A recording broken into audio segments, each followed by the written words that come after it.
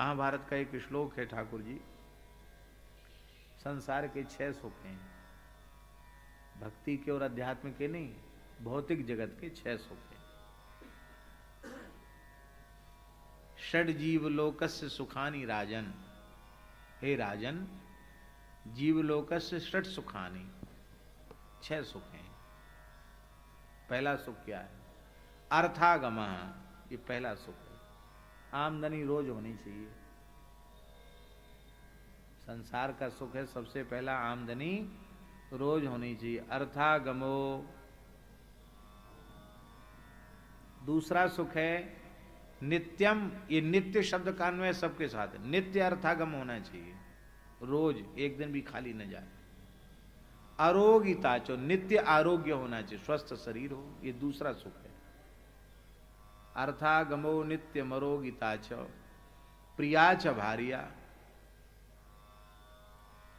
रूप गुण शील आदि से संपन्न पतिव्रता पत्नी, ये तीसरा सुख है।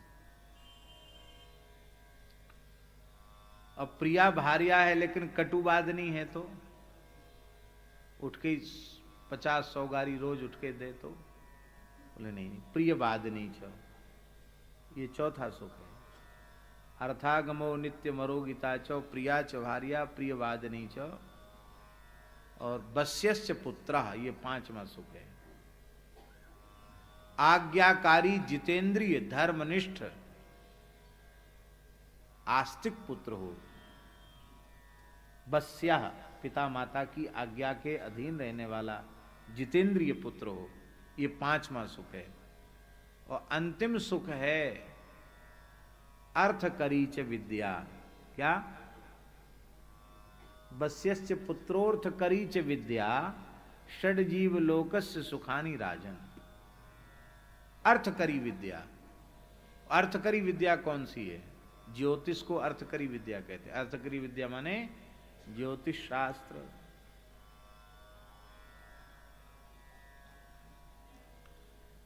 एक ब्राह्मण परिवार में एक बालक, बहुत गरीब निर्धन परिवार, और उस जमाने में विपन्नता तो प्रायः थी ही, तो वो पिता माता पधार गए थे बचपन में। चाचा जी थे, चाचा जी भी बेचारे ऐसे ही थे, और छोटी मोटी खेती का हो, खेती में तो बालक को पढ़ाने की सामर्थ्य नहीं थी कि कहीं दूर ले जाकर बच्चे को पढ़ा, भतीजे को पढ़ावे। भाई पधार गए तो उन्होंने खेत के चना भून के घर में खप्पर में और रेल में बिठाया है उनको। बोले बनारस जाती है रेल, चले जाओ। एक तरफ से टिकट करा दिया, उधर से कोई न खर्चा न कोई किराया, है ही नहीं हमारे पास, हम दें क्या। चना जब तक चलें तब तक चना फांकना, गंगा जी का जल पीना। सुना है चना चवेनी गंगा जल, जो पूर्वे करतार, काशी कबू न छोड़िए विश्वनाथ दरबार। ब्राह्मण बालक हो, किसी को दया आ जाएगी तो तुमको कुछ जनेऊ करा देगा, पढ़ा लिखा देगा। चले, भेज दिया, ऐसे ट्रेन में बिठा के भेज दिया, रोते रोते भेज दिया, हमारे पास कुछ नहीं। वहाँ गए तो पहुँचे, दशा में पहुँच गए, वहीं इधर उधर डोलते रहते, बालक तो थे ही, और चना खा लेते, मांगने का भी अभ्यास नहीं, गंगा जल पी लेते। एक दिन चना खत्म हो गए तो रो रहे थे बैठ के, अब तो चना भी खत्म हो गए, टिकट को पैसा नहीं कि लौट के गांव चले जाएं, अब क्या करें। एक ब्राह्मण देवता आए, भाई बच्चा क्यों रो रहा है? महाराज ऐसी ऐसी बात है। बोले चलो हमारे साथ, चलो। घर ले गए। कौन जाति को? ब्राह्मण हो ना? ब्राह्मण है, अमुक ब्राह्मण है। क्या गोत्र है? अमुक गोत्र है। जनेऊ हो गया? नहीं महाराज जनेऊ नहीं हुआ। चलो हम जनेऊ कराते थे। यज्ञोपवीत कराया, घर में रख लिया। वो महाराज ज्योतिष के बहुत बड़े विद्वान थे। उन्होंने कहा कि तुम पढ़ो, तुम हमारी विद्या ले सकते हो तो हम तुमको देंगे। महाराज फिर उन्होंने उनको पढ़ाना शुरू किया। तो उनकी बुद्धि इतनी तीक्ष्ण थी, वो जल्दी ग्रहण करने लगे।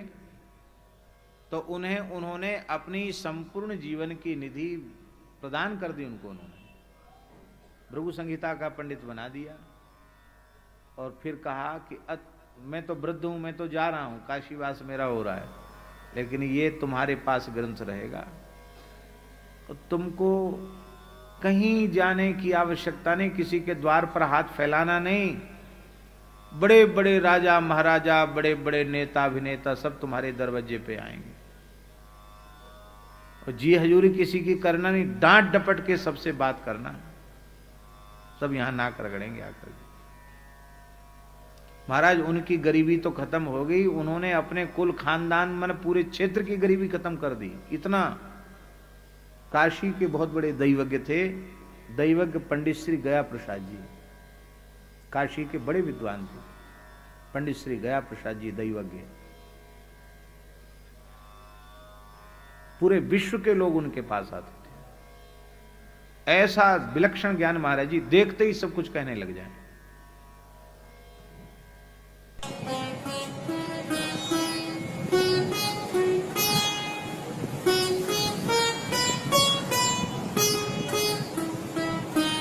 श्री सीताराम प्रतिदिन सत्संग एवं दर्शन के लिए श्री महाराज जी के ऑफिशियल चैनल को जरूर सब्सक्राइब करें।